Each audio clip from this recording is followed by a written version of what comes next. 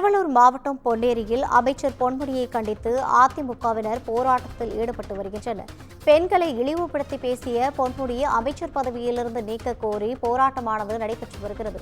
முன்னாள் அமைச்சர் பொன்னையன் தலைமையில் அதிமுகவினர் கருப்பு சட்டை அணிந்து போராட்டத்தில் ஈடுபட்டு வருகின்றனர். இதுகுறித்தான கூடுதல் விவரங்களை வழங்குவதற்காக நமது செய்தியாளர் சுதாகர் இணைப்பில் இருக்கிறார். வணக்கம் சுதாகர், கூடுதல் விவரங்கள். வணக்கம் ரவினா.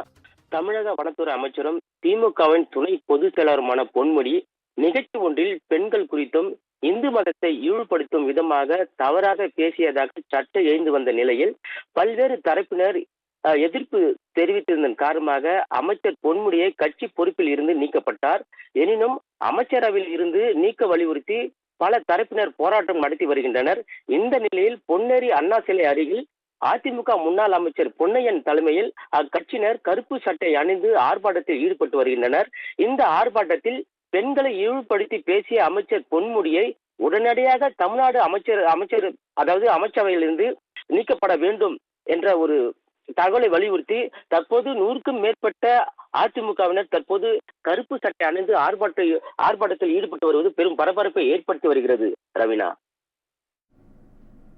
கூடுதல் விவரங்களை வழங்கியமைக்காக நன்றி சுதாகர்.